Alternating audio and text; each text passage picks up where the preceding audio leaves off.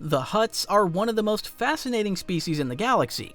Yes, they're kinda repulsive, cruel, and immoral, but they're also one of the most interesting cultures in Star Wars, and that's why I love them.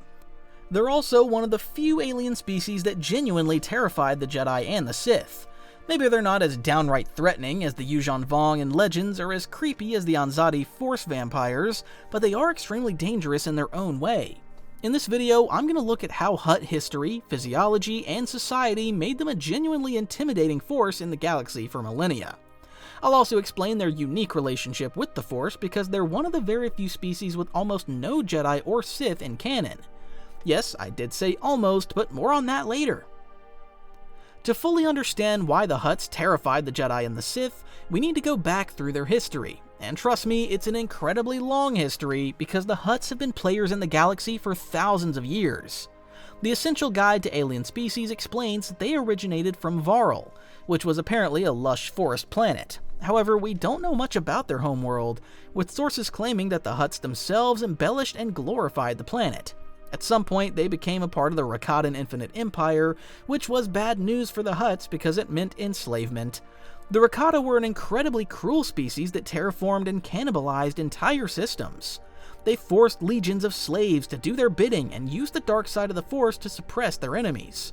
Crucially, they also had access to Force-powered hyperspace travel before the dawn of hyperdrive technology. The source guide, Jedi vs. Sith, the Essential Guide to the Force, shows that the Rakatan Infinite Empire began to fracture in 25200 BBY. Around this time, the ever-opportunist Hutts mounted armed resistance. The Old Republic Encyclopedia explains how Ardustag the Absolute, a Hutt leader, led mass uprisings that drove the Rakata off Varl. Later, the Hutts, under Ardustag, claimed Rakatan technology for themselves. They became one of the first species to develop hyperdrives alongside humans on Corellia, Duros, and the Devaronians. Well, the General has been making additions to his collection for several years now, and if you're anything like me, you've probably imagined what it could be like to own a saber yourself. So that's why I started my own store called Stickman Sabers, with a singular goal in mind. Make sabers that look amazing, being inspired by iconic designs, but specifically built to actually duel with. No worrying about babying them, just pick them up and go ham. They're equipped with state-of-the-art pixel technology, giving off an incredibly bright light that will light up the darkest rooms out there. And obviously have that iconic hum, just feels right the moment you switch it on. And for a limited time, if you pick a collector's saber up, you'll also get 2 combat sabers for free. So, if you ever thought about starting your own collection, this is a pretty good place to start. Links in the description, and now, let's get back to the video. Sources around this point are extremely vague, but we know that the Hutts were a warrior people at this point. This is terrifying and perhaps difficult to imagine because when we think of Hutts, we usually picture the decadent, obese crime lords like Jabba and Gardula. However, their physiology makes them a force to be reckoned with. Hutts could reach up to 12.5 feet or 3.5 meters in length. They typically weigh about 1.5 tons or 3,300 pounds. The Essential Guide to Alien Species explains that they have no skeleton, but rather an internal mantle that shapes their body. They possessed exceptional strength and can lash out with their tails in a devastating show of force. Fully grown Hutts could open their jaws to massive widths and could even consume a full-grown humanoid. Perhaps the single most important physical trait of a Hutt was their slimy skin. The epidermis protected them from everything except the most corrosive substances, with rumors that Sarlaccs couldn't digest them. Even if an enemy pierced through this, they would still face layers of thick blubber and muscle that protected the Hutt's vital organs. Hutts were also hermaphrodites, which enhanced the species' survivability, although most presented as either male or female, with Zero a more androgynous exception. When Star Wars fans saw Rada the Hutt's chiseled physique in the trailer of The Mandalorian and Grogu, they were shocked. But this wasn't the first time that there have been heavily muscular or battle-hardened Hutts in Star Wars lore. Many Hutts would likely have been similarly impressive when Ardustag was their ruler. However, undoubtedly the most physically daunting Hutt ever was Gracchus. He featured in the 2015 Star Wars comic book series and was a crime lord on Nar Shaddaa. Gracchus had a Jedi obsession and collected many artifacts after the fall of the Order, including lightsabers, holocrons, a Delta 7B starfighter, and even some bones of some fallen Jedi. He proved exactly why the Jedi and the Sith should fear the Hutts in an open confrontation, because he knocked Luke Skywalker unconscious and captured him. Gracchus used cybernetic legs for enhanced mobility and wore a necklace of lightsabers. He demonstrated his brutal strength by fighting in his gladiator arena. Eventually, the New Republic captured him and incarcerated him in the prison city, Megalox. Going back to the history of the Hutts, it shouldn't come as a major shock that they exploited the fall of the Rakatan Infinite Empire to become the most powerful force in the galaxy. They were a warrior people who sought their destiny in the stars. The Hutts destroyed or enslaved any species they encountered. Even slavery didn't guarantee survival, because the Hutts worked entire civilizations to death. Eventually, the Hutts faced their first real threat when the human Taiwanese warlord Zim the Despot challenged their galactic dominance.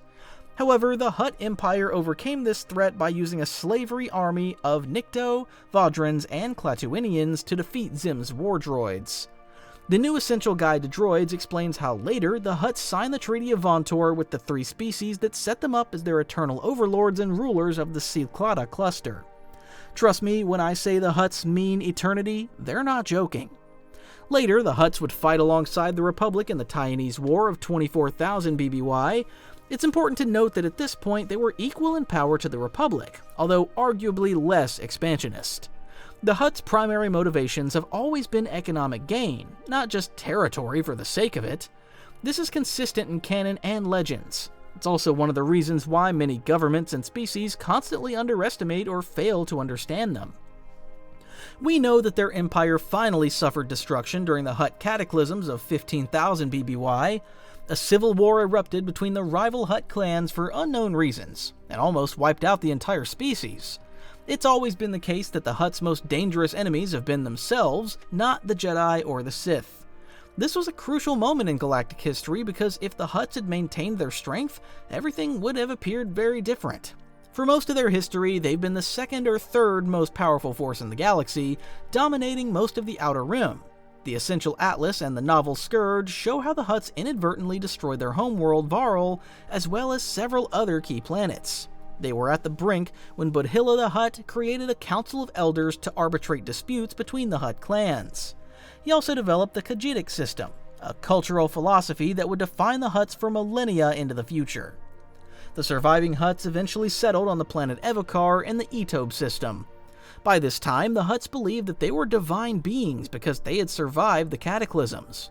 The Essential Guide to Planet and Moons explains the ruthless mercantile nature of the Hutts in detail. They traded their modern technology with the native Evosi in exchange for pieces of land on Evokar. However, the Evosi didn't realize until it was too late that the Hutts were essentially buying the entire planet from under their feet. They tore down the native structures and built new palaces, pleasure houses, and gambling dens. Meanwhile, they destroyed the planet's rainforests, resulting in a polluted and stagnant swampland that suited Hutt sensibilities. Eventually, they renamed the planet Nal Hutta in honor of the species and forced the Evosi onto the moon Nar Shaddaa. Their exploitation of the Evosi didn't end there because they forced them to remain in system as cheap labor until they became a degenerate subclass in the underlevels of the moon. It's worth noting that the canon continuity offers a different explanation for why the Hutts left Varl. The novel Padawan's Pride explains that the Hutts fled a carnivorous spaceborne species called the Kefaundo Kappa in Huttese, or Hungry Hands in Basic.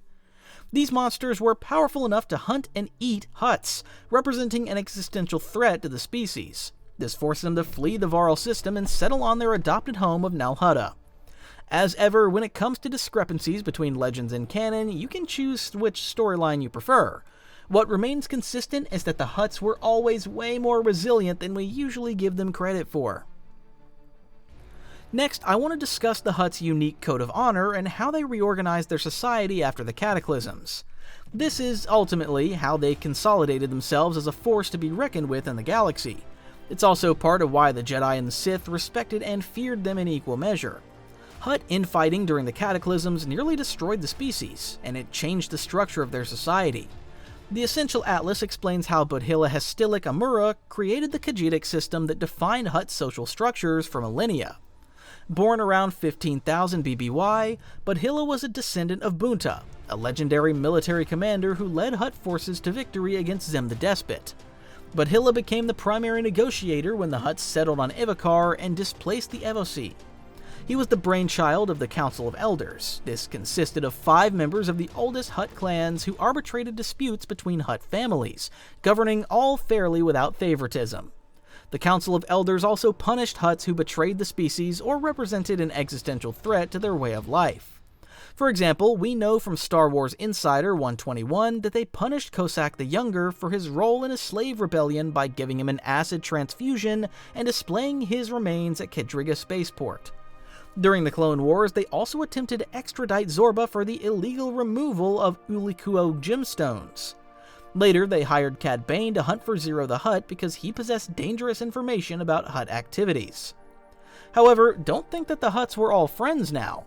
But Hilla developed the Khajiitic system, a philosophy that translates in Huttese as the means by which we prosper. The Lords of Nalhutta role-playing game supplement explains that the Hutts later developed this to someone's gotta have it, why not us? Basically, the Khajiitic system rejected outright war and territorial conquest. This would protect the species against the likelihood of another near-catastrophic event like the Cataclysms, but aggression through sabotage, subterfuge, and the manipulation of influence was fair game. This sometimes occurred within clans, and we see when Jabba squashed Gilliack's Huttling to secure his line's rule of Clan Tior in the Han Solo trilogy. Khajiitic also became a term for the Hutt clans themselves. Some Khajiitics were constantly in rivalry with each other. They also maintained different business focuses. For example, we know from the original trilogy that Jabba controlled spice routes and ran protection rackets on Tatooine. The Clone Wars series shows that Zero concentrated on nightlife establishments and ran operations related to Coruscant underworld politics. In the novel Dark Saber, Durga has a profound interest in military R&R, amongst other criminal interests. However, this system is what made them profoundly different from other beings in the galaxy.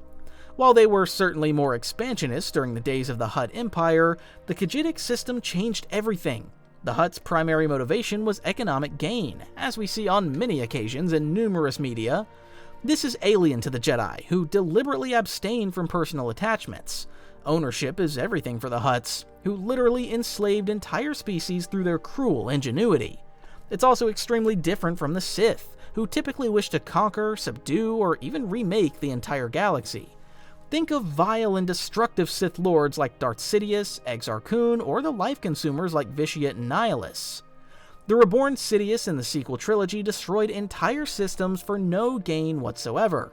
Nihilus had no motivation except to feed his insatiable hunger. Hutts are unbelievably ruthless, but they're also extremely pragmatic and would never commit such destructive acts for the sake of it.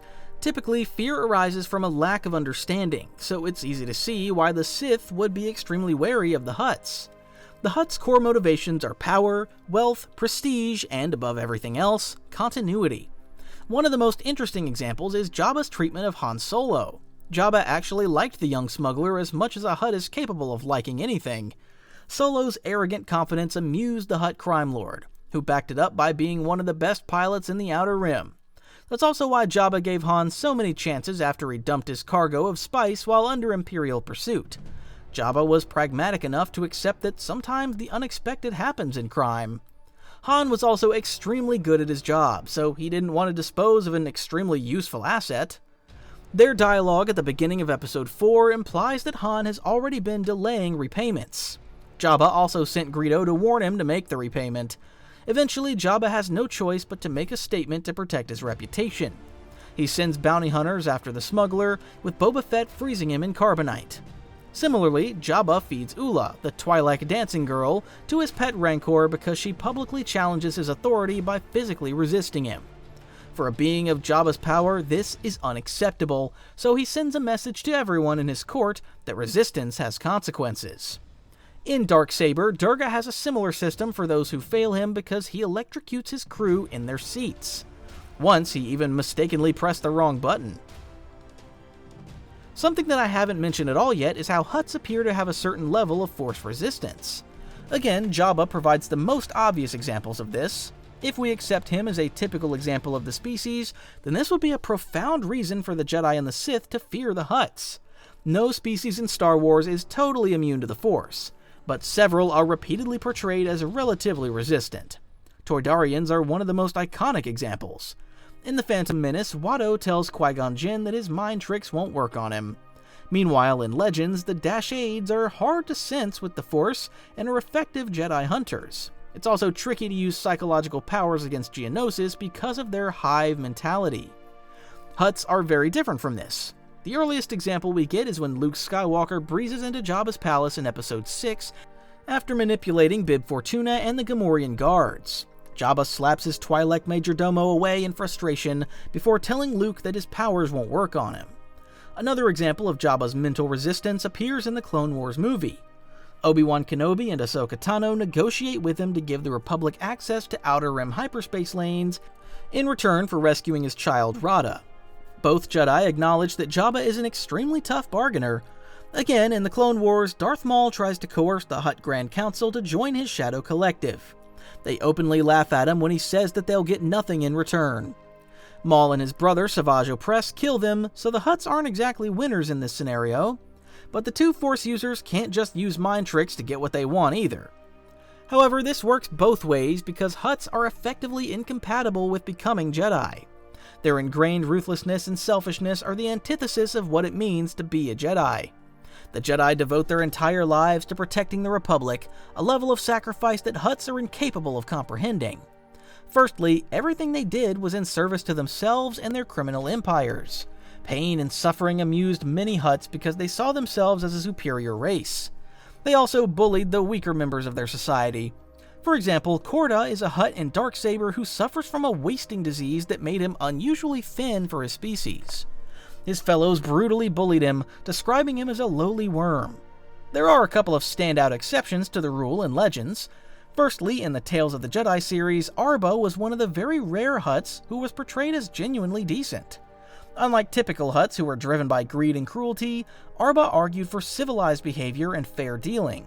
He advocated for compassion and ethics inside a society that operated with gangster values. Arba was also patient with his customers in his repair shop, though he protected his reputation by keeping this from becoming common knowledge. He lost his life during the Great Hyperspace War. There's only a single example of a Jedi Hutt in Legends. The novel Planet of Twilight reveals how Beldorian the Hutt served as a Jedi Knight about 400 years before the fall of the Republic. Records indicate that he was the only known Hutt in the Order's entire history. He followed the conventional path of graduating from the Jedi Academy on Coruscant and became a Padawan under a Jedi Master. Eventually, he passed the trials of knighthood and took on missions from the Jedi Council. One of these sent him to the planet Namchorios alongside another Jedi Knight, Tesselda. Long story short, Beldorian and Tesselda fell to the dark side before the Hutt Dark Jedi cast his partner aside. He established himself as the supreme ruler of Namchorios and ordered his new subjects to address him as Beldorian the Magnificent, as well as many other honorifics. He ruled unopposed for centuries, effectively passing unnoticed after Order 66 until 13 ABY.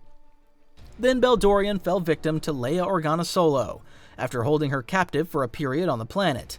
They had a lightsaber battle which ended with Leia bisecting him at the midsection. Beldorian wielded a purple lightsaber in battle and had the strength to almost break a human's wrists when they clashed blades. However, he was likely out of practice after hundreds of years of brutal rule. Beldorian is a polarizing figure in Star Wars lore. Some fans think that there should never be a Hutt Jedi.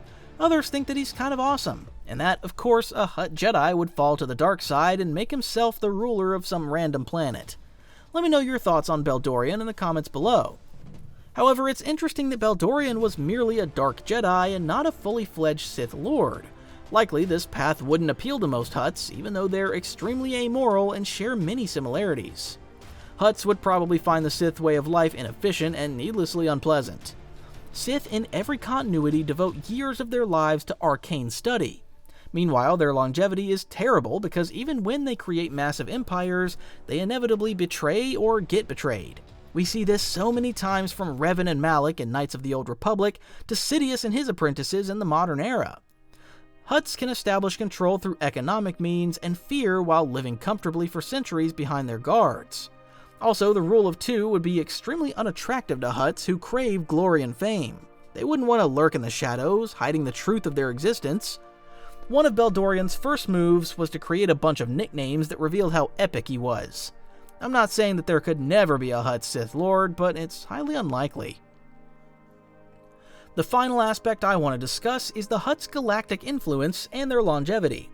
This is one of the main reasons why the Hutts are one of the most feared societies in the entire galaxy. Hutts held massive power during the Galactic Republic and the Empire. An earlier indication of this occurs in The Phantom Menace when Qui-Gon Jinn uses the threat of Hutt arbitration to force Watto to adhere to the terms of their deal. Hutt power forces the Republic to tolerate the lawlessness and open slavery in the Outer Rim. It wasn't always a certainty that the Hutts would maintain this control. Supreme Chancellor Lina Soh led a period of rapid expansionism during the High Republic era that opened new hyperspace routes in the Outer Rim. Many worlds joined the Republic during this time until the Great Hyperspace Disaster and the Nihil invasion forced her to curtail this growth. The Hutts had the financial means to capitalize on this crisis. They could provide relative stability on lawless planets while allowing criminality to occur on their terms. The Hutts consolidated their strength over the following centuries into the Clone Wars and beyond. I've already mentioned how the Republic negotiated with Jabba to use key hyperspace lanes. This had the inadvertent effect of legitimizing Hutt rule over most of the Outer Rim. It may seem as if Hutts were always antagonists and a thorn in the Republic's side. However, one of the most celebrated Supreme Chancellors in galactic history was a Hutt. Blottus ruled for a 275-year period during the Ryanadis period that took place between 9000 and 8000 BBY. The New Essential Chronology explains how he was the administrator of several mining planets that broke away from the Hutt Empire and applied to join the Republic. There were doubts and tensions initially, but Blottus became extremely popular amongst the Senate before eventually rising to the top job. The Old Republic Codex explains that this was a period of incredible prosperity for the Republic. Blottus granted tax breaks to independent merchants, and trade prospered within the core. Coruscant also became one of the wealthiest planets in the galaxy under his rule. Perhaps it's not surprising that when a Hutt was on the right side, he was a politician. One of the biggest advantages of the Hutts was that they could play the long game. The Essential Guide to Alien Species reveals that Hutts could live for over 1,000 years. This gives them a long time to put plans into action and build the strengths of their cartels. They literally outlive entire governments and empires. Let me put this into perspective. Exar Kun and Ulic Qel-Droma attacked the Republic in 3996 BBY, igniting the Great Sith War. The next 400 years would see the rise and fall of multiple empires and galaxy-spanning conflicts. Next, there were the Mandalorian Wars after Mandalore the Ultimate attacked the Republic after the Sith manipulated him. Then there was the Jedi Civil War when the former heroes Revan and Malak fell to the dark side. Next up was Darth Malak's Sith Empire, which culminated in the destruction of the Starforge in 3956 BBY. Then the Sith Triumvirate arose in 3951 BBY and committed the first Great Jedi Purge, almost eradicating the entire Order. The next couple of hundred years saw the Great Galactic War when the true Sith Empire attacked the Republic before the rise of the Eternal Empire and more conflict. I'm almost out of breath because so much happens in just under 4 centuries. But basically, all of this carnage and chaos occurred in less time than it would take for a Hutt to reach full maturity. Hutts outlast literal empires because they don't need ideological victories. When governments change, the Hutts don't care. They just bribe the necessary officials and get on with business as usual. Palpatine knew this, and that's part of why he tolerated them. The Empire could likely have crushed the Hutts if it wished, but it would have come at a bloody and economic cost. Many of their governors in the Outer Rim enjoyed private arrangements with the crime lords that made their lives more comfortable. Meanwhile, most galactic governments require force to conquer planets. The Hutts are experts at claiming worlds, as they did with Nal Hutta. Tatooine is another excellent example because the Hutts functionally control the planet's local rulers, bounty hunters, and entertainment. In the new Jedi Order series, many Hutts retreat to Tatooine and other client worlds after the fall of Nal Hutta to the Yuuzhan Vong. Perhaps their biggest error was thinking that they could do business with the Yuuzhan Vong and ride it out like they always do. However, even when the Hutts lose, they still endure and have the longevity to consolidate and bounce back.